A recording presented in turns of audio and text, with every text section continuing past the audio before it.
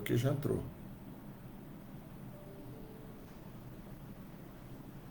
Iscom Rio está ao vivo agora.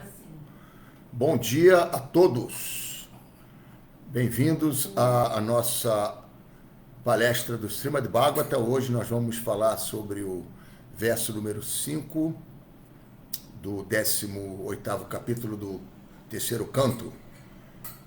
Estamos aqui descrevendo o duelo entre Hiranyaksha, o demônio, né? E a encarnação divina como javali do Senhor Varaha. Então, vamos cantar um pouco antes de lermos o verso 3.18.5.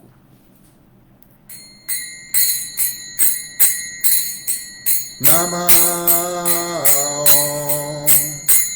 Vishnu Padaya Krishna Prestaya Bhutale Srimate Bhakti Vedanta Swami Iti Namine Namaste Sarasvati Deve Gauravani Pracharine Nirvishesha Sunyavadi Paskachari Sacharine Jaya Sri Krishna Chaitanya Prabhu Nityananda Sri Advaita Gadadhar Srivasadi Gaura Bhaktavrinda Hare Krishna Krishna Krishna Hare Hare Hare Rama Hare Rama Rama Rama Hare Hare Hare Krishna Krishna Krishna Hare Hare Hare Rama Rama Rama Rama Hare Hare Hare Krishna Krishna Krishna Hare Hare Hare Rama Rama Rama Hare Hare Jaya Prabhupada Jaya Prabhupada Jaya Prabhupada Srila Prabhupada Jaya Prabhupada Jaya Prabhupada Jaya Prabhupada Srila Prabhupada Gurudeva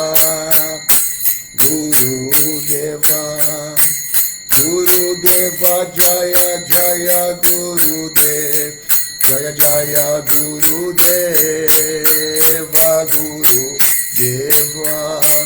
Gurudev Jaya Jaya Gurudev.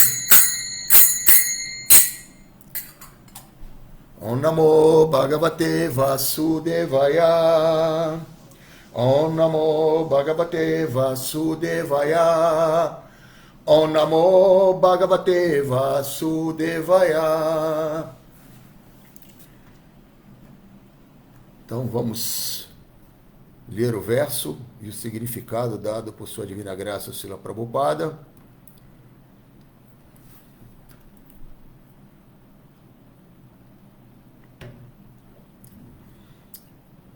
Vamos ao verso.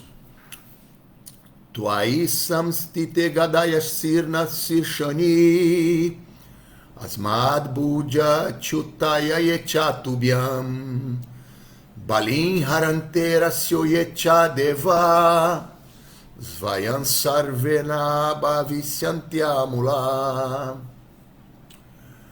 Tvai Samstite Gadaya Shirna Shirshani Asmad Buja Chutaya Yechatubhyam Balin Harantera Shoyecha Deva Svayam Sarvena Bhavisyantyamula. Então, a tradução palavra por palavra.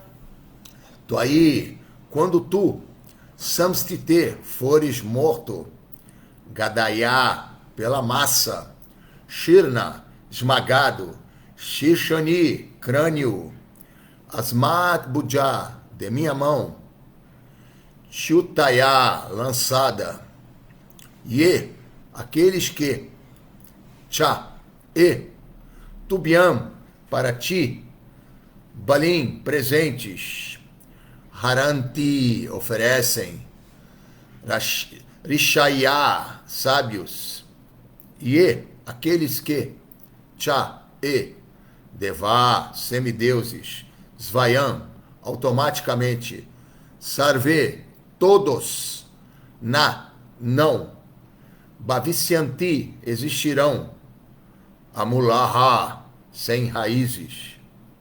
Então, a tradução.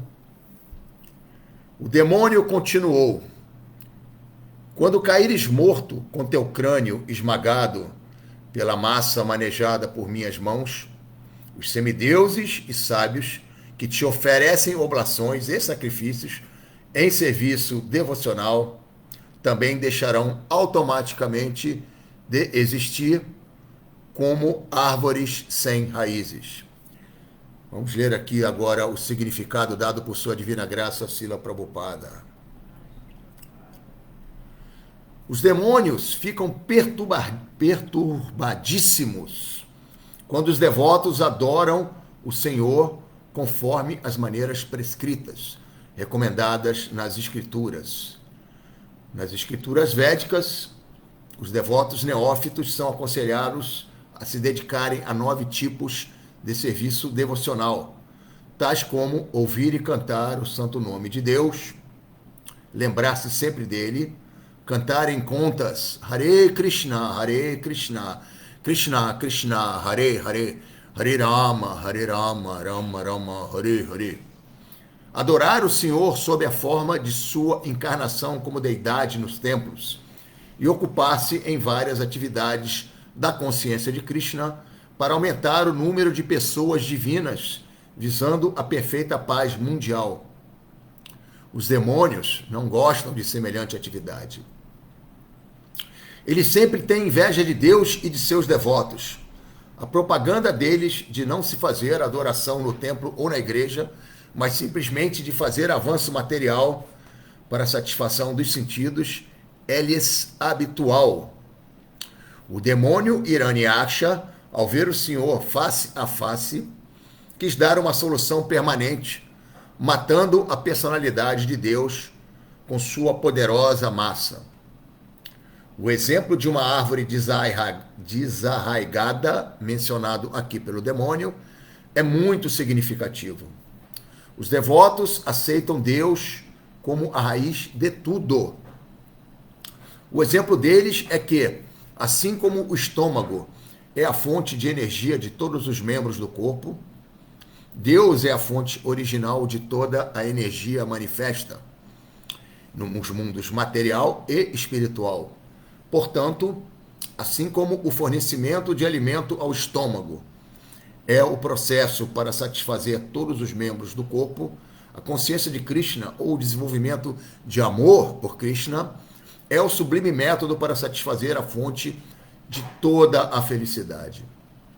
O demônio quer desarraigar essa fonte porque, se a raiz, Deus, puder ser suprimida, as atividades do Senhor e dos devotos automaticamente cessarão. O demônio ficaria muito satisfeito com semelhante situação na sociedade. Os demônios sempre anseiam por ter uma sociedade sem Deus, com vistas ao gozo de seus sentidos.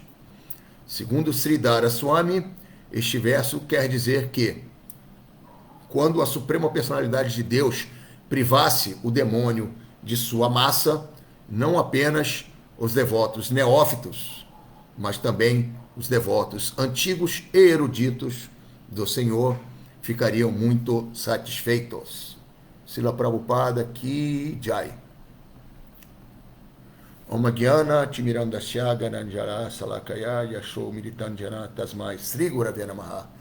Nasci na mais obscura ignorância e meu mestre espiritual abriu meus olhos com a achote do conhecimento. Ofereço-lhe minhas respeitosas reverências. Namam Vishnu Padaya Krishna Prestaya Bhutale Srimati Vridananda Goswami Iti Namine.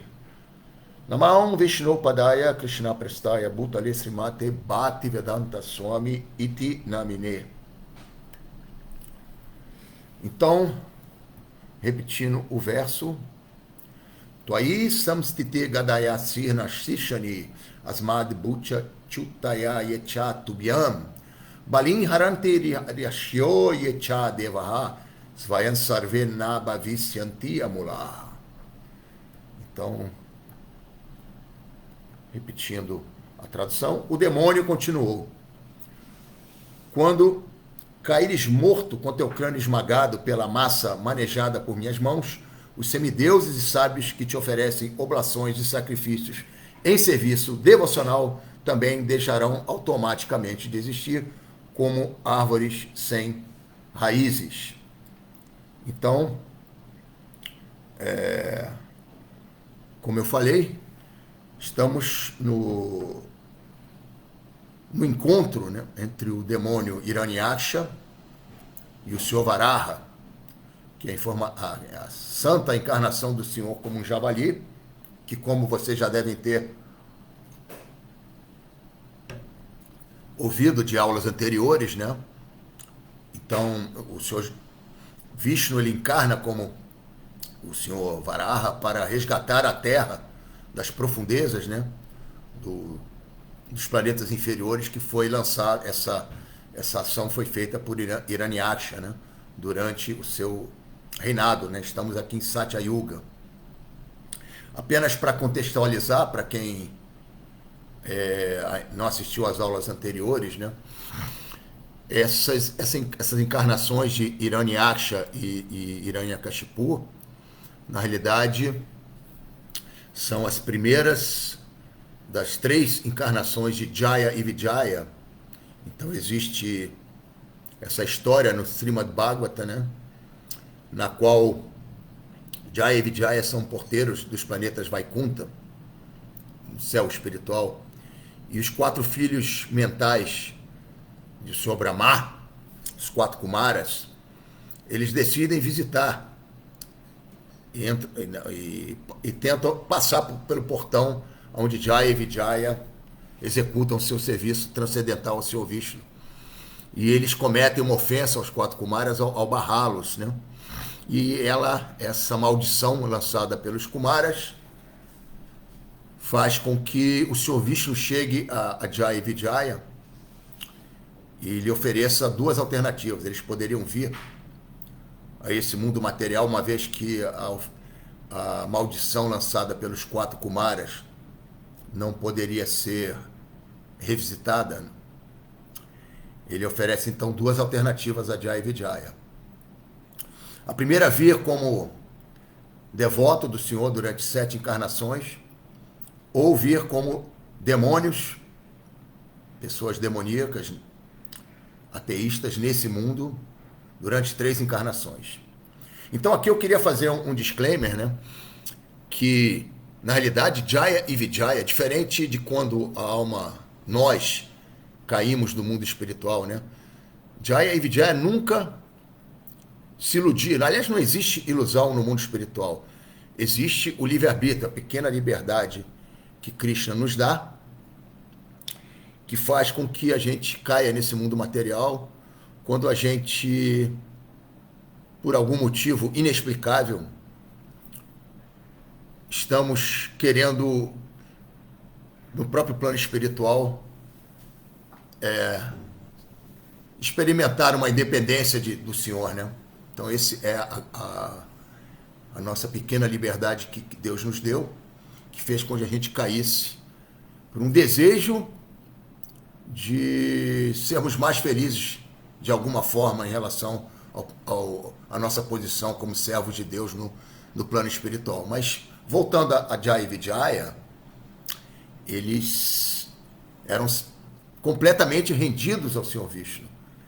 Eles vieram por uma maldição lançada pelos Kumaras e eles preferiram, porque eles eram tão devotados a Vishnu, eles preferiram vir nessa sequência de 3 encarnações demoníacas, a primeira delas em Satya Yuga como Hiranyaksha e Hiranyakashipu, a segunda seria em Treta Yuga, né? Nos passatempos do Sr. Ramachandra, eles viriam como Kumbhakarna e Ravana. E a terceira, em Krishna Lila, né? Eles vêm como Shishupala e como Devavrata, que são reis demoníacos que também foram todos eles mortos pela suprema personalidade de Deus. Então, Hiranyaksha, ele na realidade é Jaya, né? Ele nasce, né? E esse passatempo também a gente já leu aqui, tivemos a oportunidade de lê-lo e analisá-lo, né? Ocorre quando a mãe de Hiranyaksha, Hiranyakashipu, Diti, né? Ela tem desejos em horário inapropriado. Ela teve esse desejo luxurioso de fazer sexo com seu marido, né? E dessa relação nascem então Hiranyaksha e Hiranyakashipu. Então, Diti, ela era a esposa de Kashyapa Muni e ela teve esse desejo no período do crepúsculo, que era um período inadequado para se ter relação sexual com vista à procriação. Isso está, se eu não me engano, no capítulo 14, ainda do terceiro canto, né? Então, dessa relação, em horário inauspicioso, nascem então os irmãos Hiranyaksha e Hiranyakashipu. Hiranyaksha significa aquele que tem os olhos dourados. Hiranya quer dizer ouro, né? Hiranyakashipu, esse aí já é mais conhecido dos devotos. Hiranya é ouro e Kashipu é aquela cama macia, né? Almofada. Então esses 2 irmãos, eles vão tocar o terror aqui no nosso planeta e nos 3 mundos do universo material, né? Então até que chega esse momento do encontro, né? Entre o Senhor Varaha e Hiranyaksha, onde Hiranyaksha, né, como todo o demônio, ele está iludido, achando que pode derrotar o Senhor Vishnu, né? Então, analisando aqui o verso, cada linha do verso, né?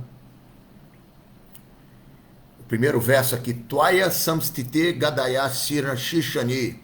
O que Hiranyaksha está declarando aqui? Ele está declarando que ele vai conseguir esmagar a cabeça do Senhor Varaha com sua massa. Ou seja, é típico dos demônios, né? Essa manifestação de ignorância e arrogância, né? Porque, como eu falei, eles acreditam que podem destruir o Senhor Supremo. Como Prabhupada no seu significado, né? Com as pessoas de natureza demoníaca, ateísta, em geral, eles querem desacreditar aqueles buscadores espirituais, né?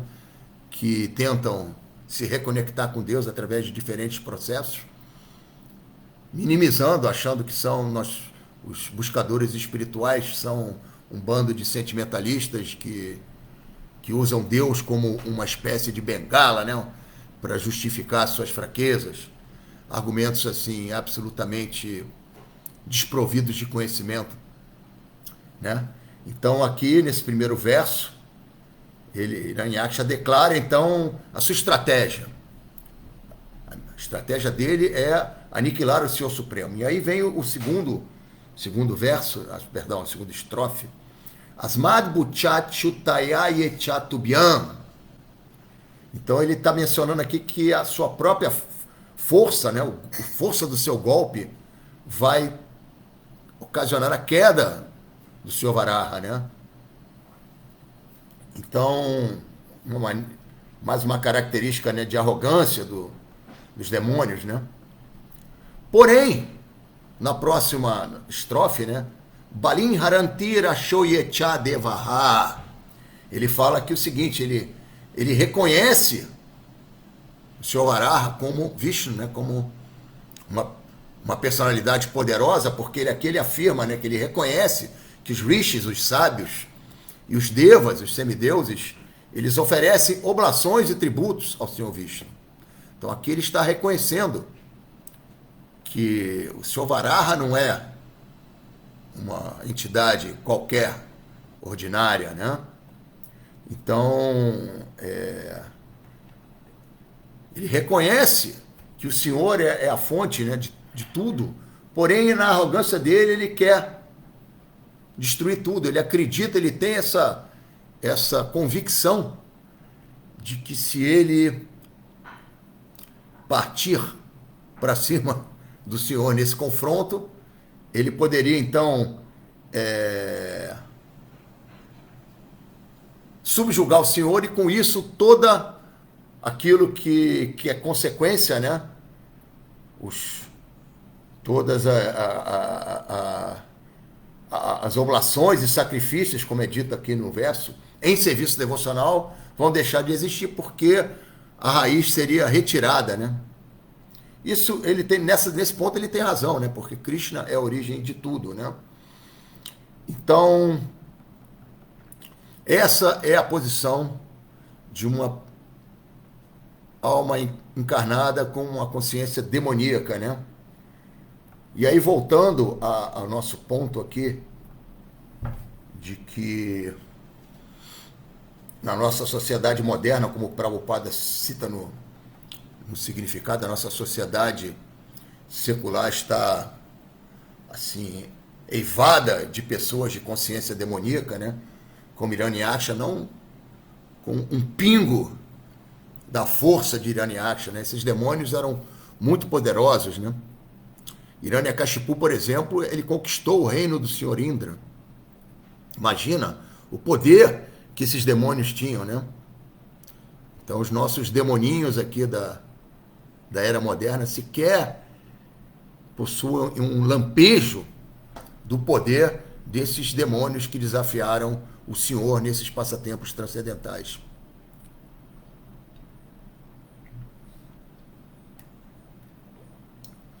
Mas o problema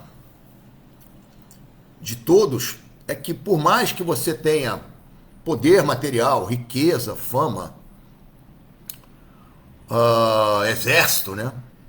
Força bélica, como Ravana tinha, como Hiranyakashipu tinha, no fundo, eles são muito miseráveis, porque eles invejam a Deus.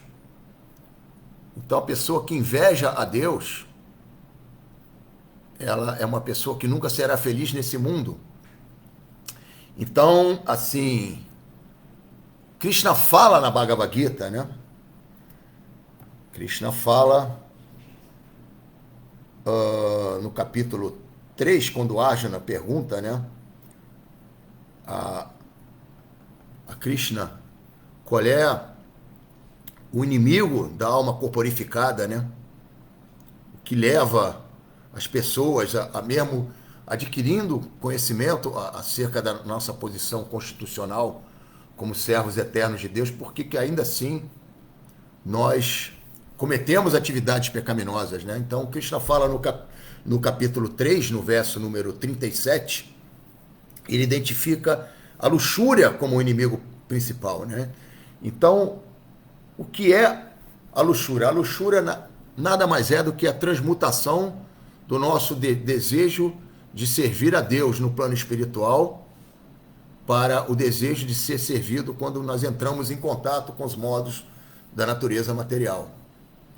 Então, os nossos sentidos, quando entra em contato com os objetos do sentido, é uma característica intrínseca desse mundo, dado que ele foi criado por um desejo de vivermos a parte de Deus, que nós, ao entrar em contato com os nossos sentidos, ao entrar em contato com os objetos do sentido, né, nós tenhamos a manifestação do desejo de desfrutar dos objetos do sentido, né?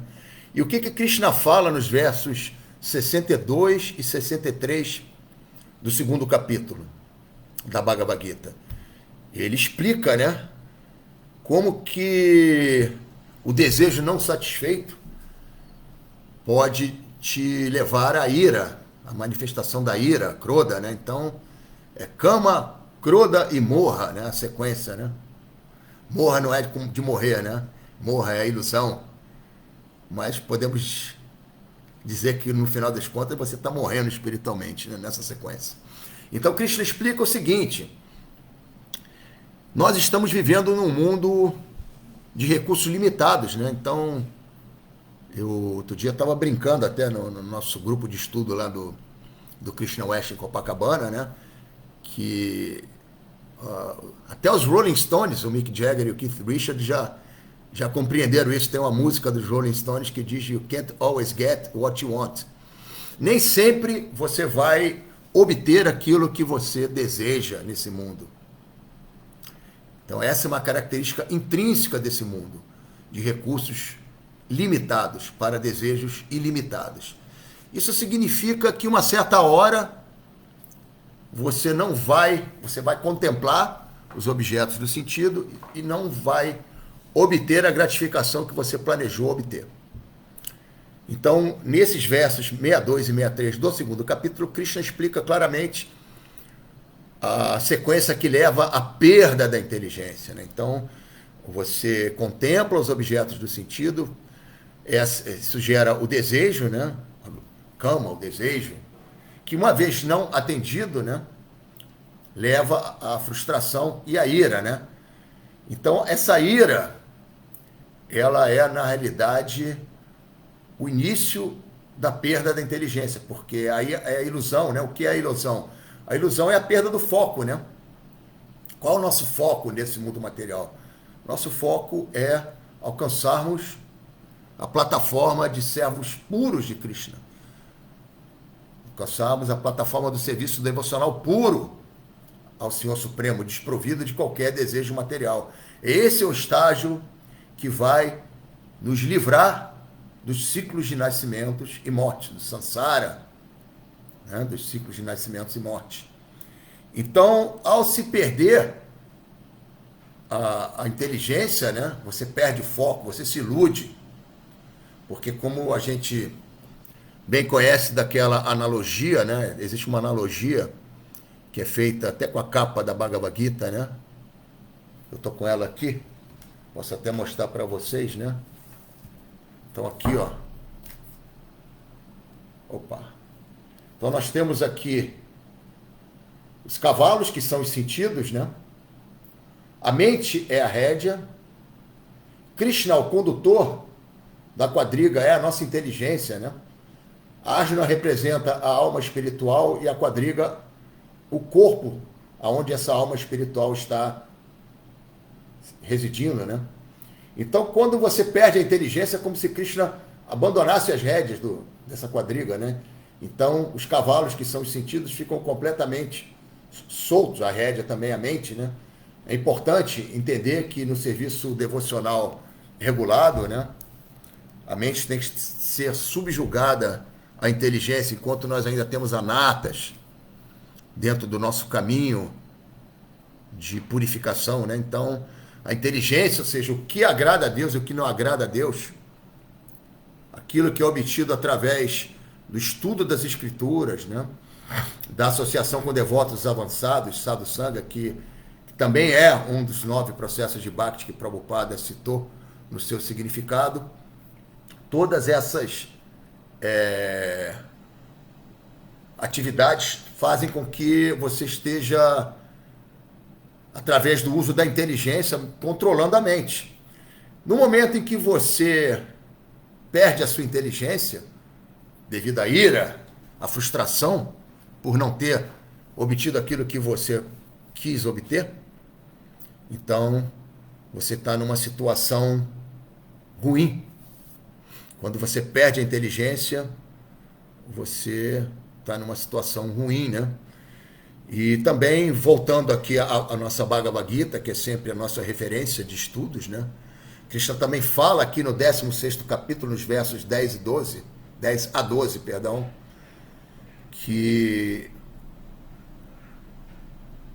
aqueles que são aqueles entre nós, né, que são dominados pela luxúria, renascem em corpos inferiores.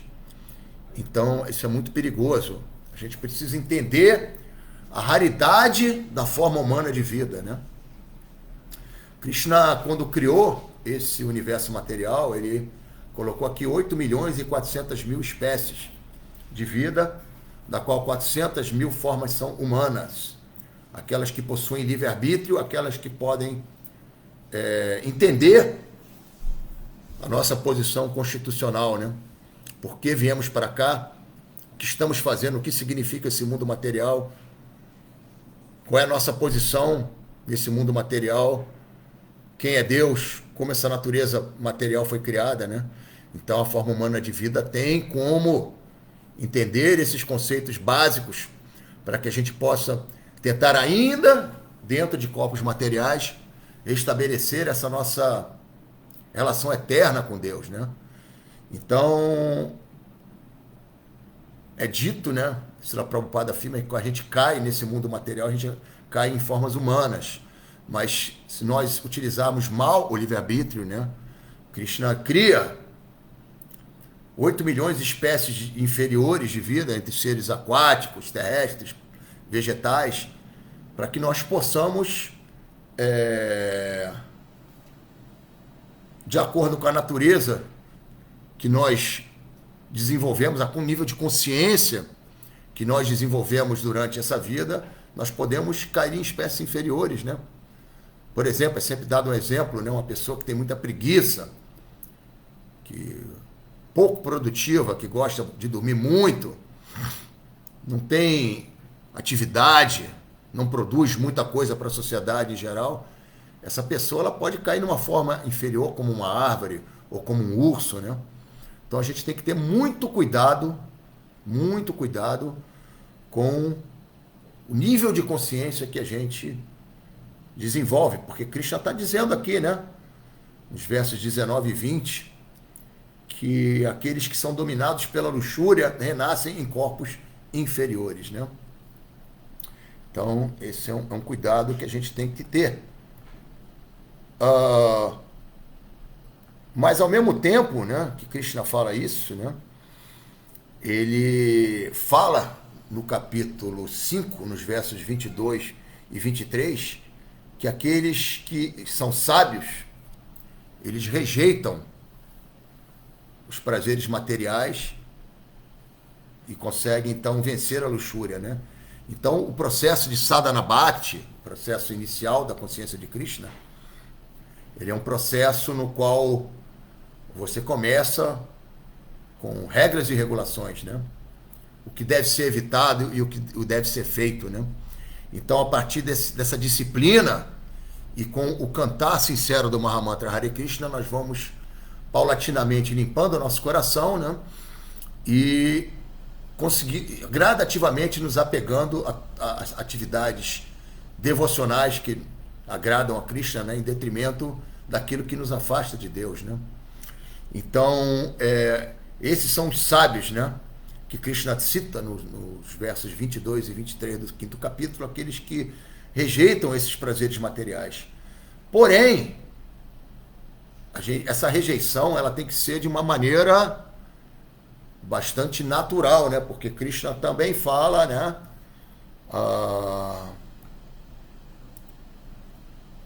Onde está esse verso aqui? Se eu não me engano, no verso número 6 do 3º capítulo, né? 6 do 3º capítulo, ele fala que aqueles que restringem os sentidos da ação, porém a mente continua nos objetos do sentido, estão se iludindo e são impostores. Porque não adianta você simplesmente evitar a ação, né, se a sua mente ainda está apegada aos objetos do sentido. Como eu falei, você tem que paulatinamente fazer uma troca natural de prazeres mundanos por prazeres espirituais.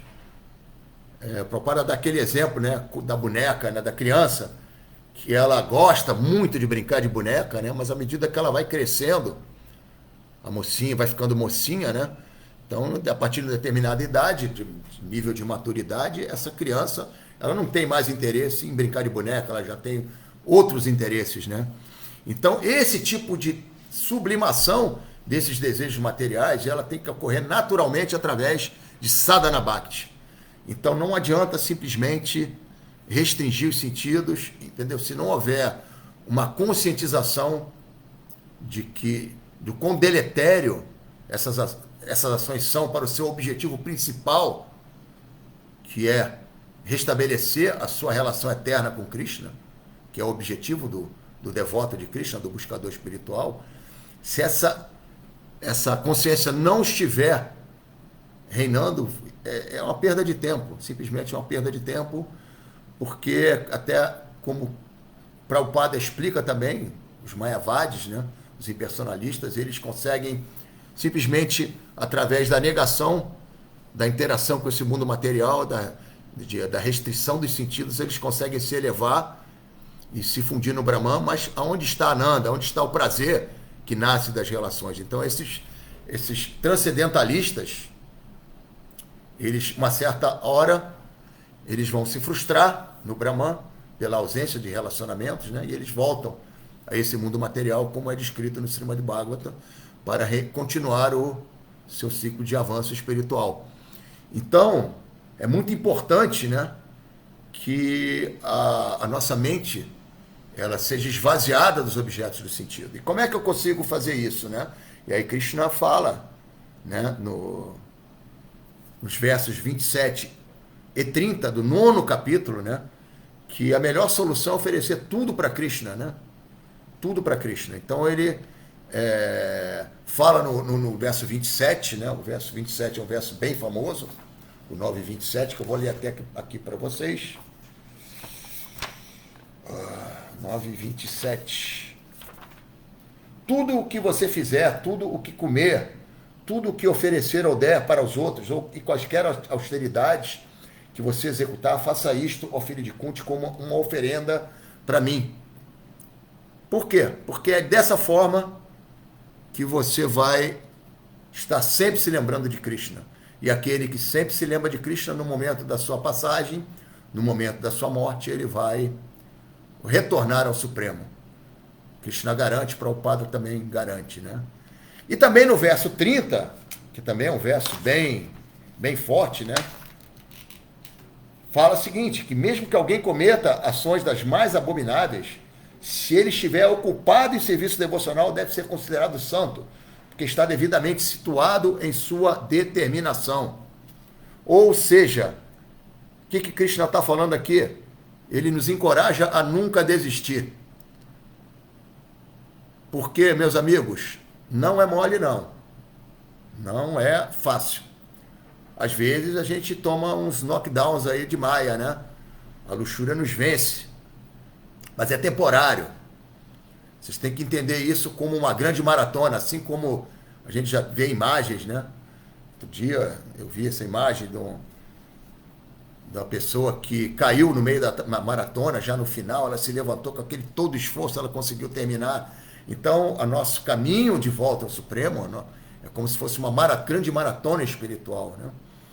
Então, é claro que vão haver percalços e boa parte de nós, né, irá cair em alguma hora dessa maratona. Então, o verso número 30, Krishna está nos encorajando a nunca desistir desse caminho, né?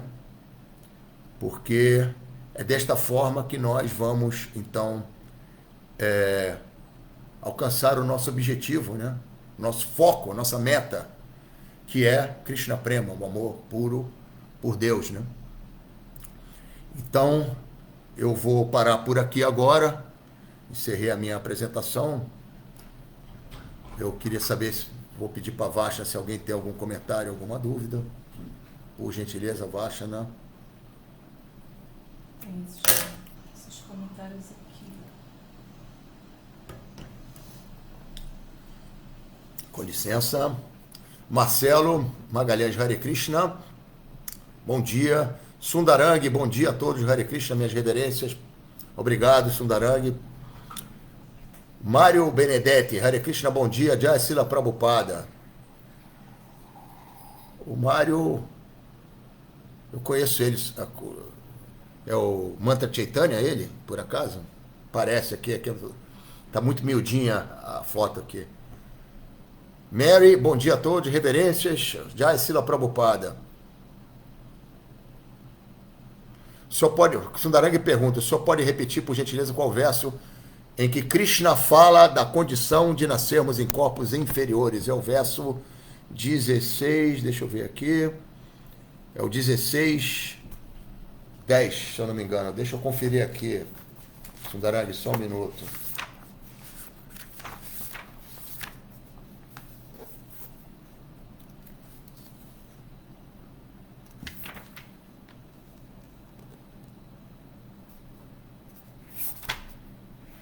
Verso 16.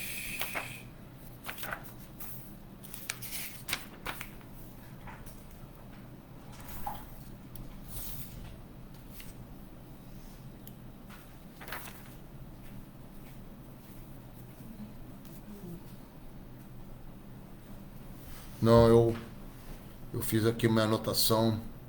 Aqui explica no 16, 10, 12, explica como a luxúria mantém as pessoas no ciclo de sofrimento. Peraí, deixa eu ver aqui.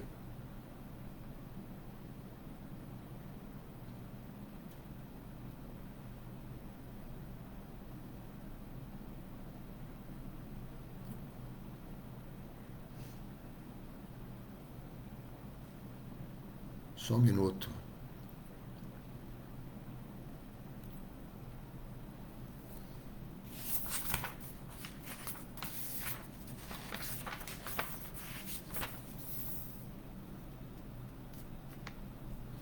Sim, é o 19 e o 20, Sundarang. Aqui está escrito o seguinte, que no 19, aqueles que são invejosos e maliciosos, os mais baixos entre os homens, eu os lanço perpetuamente no oceano da existência material em várias espécies de vida demoníaca. E o 20, submetendo-se a repetidos nascimentos entre as espécies de vida demoníaca, ó filho de Kunti, tais pessoas jamais conseguem aproximar-se de mim. Aos poucos, elas afundam-se na mais abominável condição de existência. Então, são os versos 16, 19 e 20. Tá bom? Que, na realidade, espécies de vida demoníaca, né, normalmente está associado a planetas inferiores, né? Não corpos inferiores. Sundarang também fala aqui, ó, os sentidos precisam de ocupação, por isso a instrução divina é que ocupemos nossos sentidos em serviço devocional. É isso aí. Se a gente quer chegar ao ponto de sempre se lembrar de Krishna e nunca se esquecer de Krishna, é através do serviço devocional, os 9 processos de Bhakti, né? E principalmente o cantar do Mahamantra Hare Krishna, o cantar sincero e humilde, né? Que limpa o nosso coração dos nossos anartas, né? Nossas impurezas que estão aqui no nosso coração e vêm de vidas passadas, né? É só através do serviço devocional embasado no cantar do Mahamantra Hare Krishna que nós vamos conseguir, de fato, sublimar os desejos de desfrute nesse mundo material. Marcelo está perguntando aqui, qual deve ser a nossa relação com os demônios desta era, já que eles possuem essa função-chave de degradar o mundo? Bom, Srila Prabhupada, né, Bom, Krishna fala na Bhagavad Gita que a gente não deve explicar esse conhecimento transcendental para pessoas invejosas, né? Os demônios, uma das maiores características dessas pessoas de natureza ateísta ou demoníaca, né, é que eles não acreditam que exista uma inteligência superior por trás da criação desse mundo material, né? E eles acreditam piamente, né, que eles, através da sua inteligência, das suas ações, podem resolver os problemas desse mundo, né? Como, por exemplo, hoje se fala muito, né, na ida do homem a Marte, como uma das maneiras de se resolver o problema de falta de alimento. Imagina, Srila Prabhupada nunca falou em falta de alimento aqui. O que falta é consciência divina, né?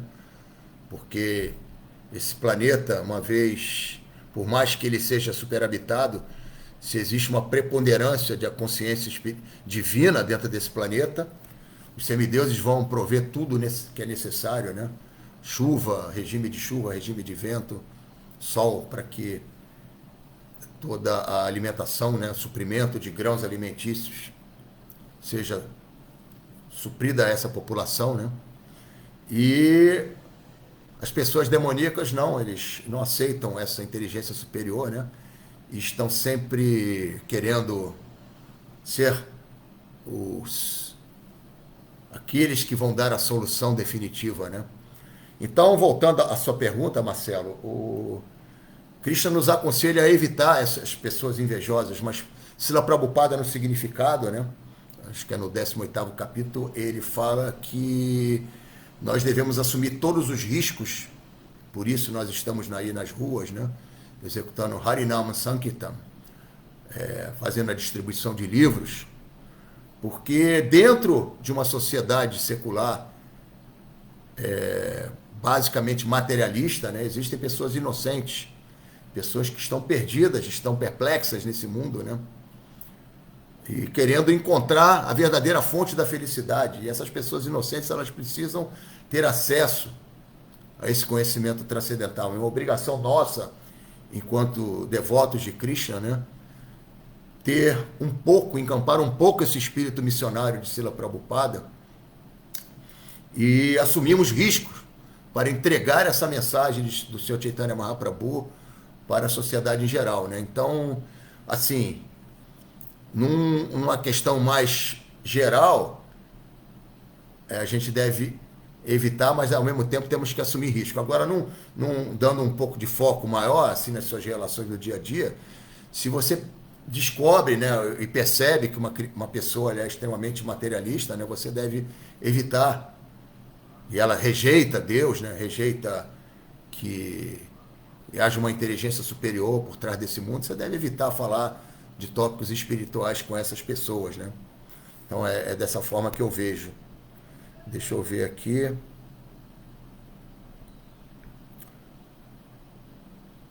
Obrigado, Mary, pelo elogio. Marcos Ramos. Temos... Quem é o... Marcos Ramos. Marcos é o Marcos Hahnemann. Então aqui, ó. Tem o Paulo José aqui, lembrando que no próximo dia 24 tem Ekadasi, né? Obrigado, Sundarang. Temos aqui, quem mais? Acho que só, né? São essas as observações.